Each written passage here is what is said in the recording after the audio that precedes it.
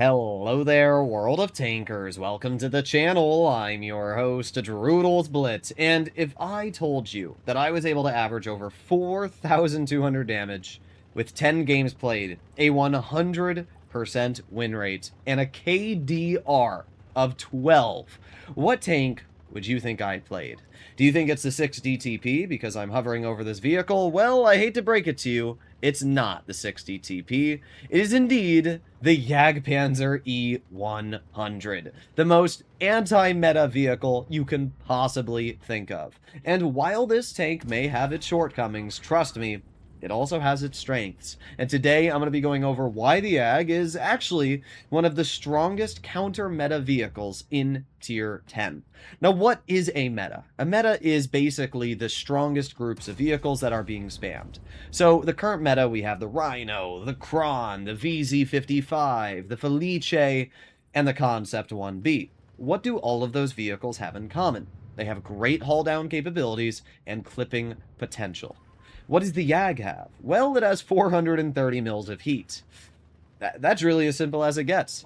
This tank has so much heat penetration that it doesn't really care. It also does that. Yeah.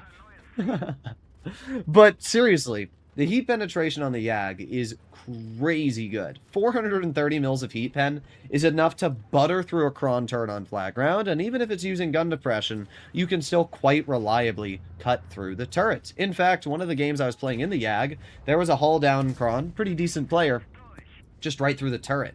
And when you pair that with the fact that the Kron also doesn't really have a lot of pen, it actually really does well against the Kron. Now, the Concept is still a different beast because the Concept literally has nowhere to pen it, even in the turret.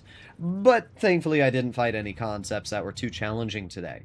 But I gotta be honest, the YAG always surprises me with how well it can perform. Now, that's not to say everything's great about the tank. It actually has shockingly poor dispersion, as we can see from that shot there. I do not know how that shot missed. I really don't. But for some reason, Wargaming decided to nerf the accuracy of the YAG, and now it's like 0.317 dispersion with refined gun, which doesn't really make a whole lot of sense. It's a tank destroyer, and yet, like, the gun's just not that accurate. And I get it, it's got 800 damage, but, you know, it's not like a 183 where you're, ruining people's games with HESH shells. Like, this tank legitimately requires skill. But either way, this game, I was able to get a little bit lucky and as well just dominate the enemies. I've blocked 1200 damage, and when you pair that with the fact that I'm about to shoot this enemy Kron in 3, 2, 1, boom. There you go. That is a 5,760 damage battle for the Jagdpanzer E100. Now, sure, that first game I played was pretty lucky. How about we take a look at a game that is an absolutely crazy carry in the YAG? A battle that I probably would not have won in most other tanks to show just how good it can be at countering the current meta. What do we have up against us? Well, we've got two 70%ers platooning in the BZT-70s. We have the E100, the M6O, the E4, 263, and 113G. That is a very dangerous lineup. While they may not have any mediums, they have a lot of dangerous tanks. Those two BZTs alone can literally full health kill me if they pen their shots. That's not even mentioning the 100 and the M6O being very dangerous, and all of their tank destroyers as well. But the YAG has one trick up its sleeve, and that trick is called being able to hold a line. Let's pretend that you are Bobby McDooferson, and you're in the E100. Now, you got two options, right? You got a YAG staring at you at this corner right here. Now, the option is poke the YAG, get penned because it's not going to bounce you, lose potentially 800 or 700 health, and then try to pen the YAG in return. You have to load gold, losing effective damage, and because of that, you might only deal 500 damage. So, when you think about it, right, the YAG not only out-reloads the 100, has more damage per shot than the 100, but is also able to butter through the 100 without even loading premium shells. And then you add in the fact that this thing actually has upwards of 350 millimeters of armor, and that's not even counting the proper angling. And yeah, the YAG can start to get pretty dangerous. I wouldn't want to poke it. Now, this shot here, I told my friend, watch this! And then I just snapped it. I didn't expect it to hit, but you miss every shot you don't take, right? So what I'm going to do right now is I'm just going to chill right here. I'm going to put on my adrenaline because it looks like this E100 is going to poke, and indeed he does. 3, 2, 1, boom. 740 damage, and the 100 shoots my 60 TP. I don't know why the 60 didn't back up, but I'll take it. We're going to reload again, and I'm going to move up to where my 60 was. I don't want to block my 60. I'm just trying to obviously work this position.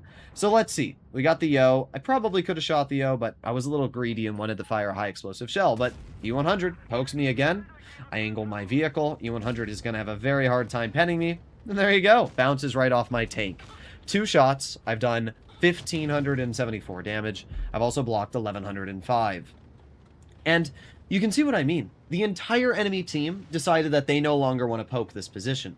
Who wants to poke a Jagdpanzer? The thing's got a pretty quick reload. Like, people don't realize this thing still has almost 2,900 DPM. It's not even adding in adrenaline. And again, the level of pen this thing has, haul down 113 Jeep, it doesn't matter. I'll go right through it. It doesn't matter how much armor you have.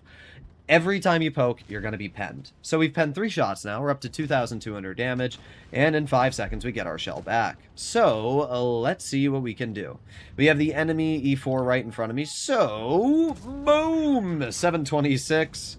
The one problem with the E4 is its reverse speed. It only reverses at 10. And that means it's very easy to get caught out in the open.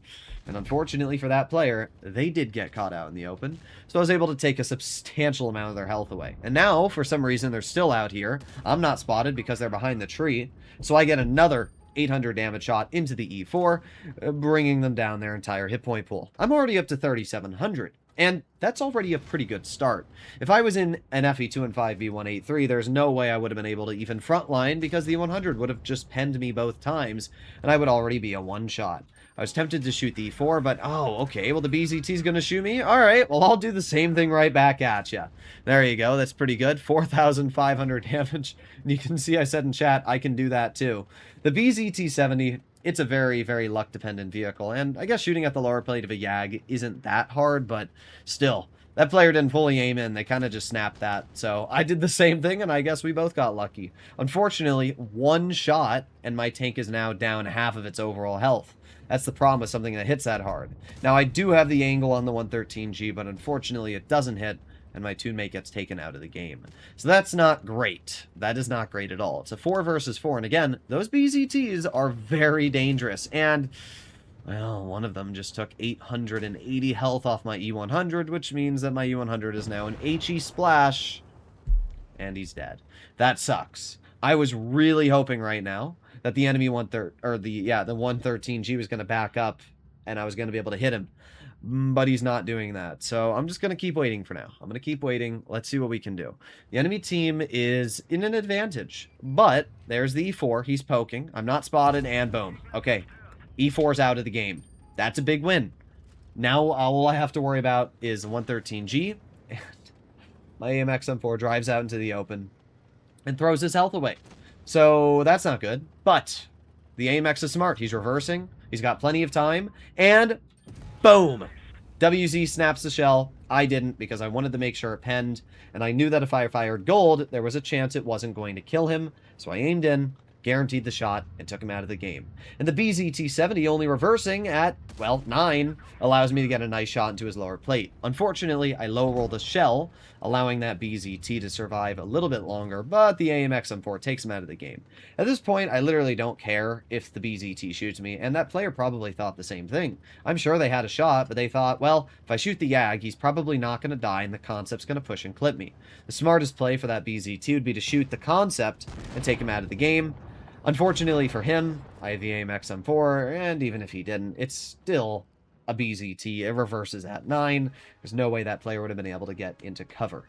But there you go. A pretty good game, once again, for the BZT-70. 6,000, or not the BZT, the Jagdpanzer. It was good games to the BZTs as well. 5,000 damage from one, 4,000 from the other. Pretty good stuff, but doesn't change the fact that the YAG single-handedly carried this game. The damage output alone stopped the players in the beginning from continuing to play on the heavy side, which allowed me to move up, allowed me to bleed out vehicles like the E4, and even the BZT-70s. And when you add all that with the fact that I have armor, I have DPM, yeah, the YAG once again did a pretty good job. So that brings us to the final game of the YAG on Port Bay.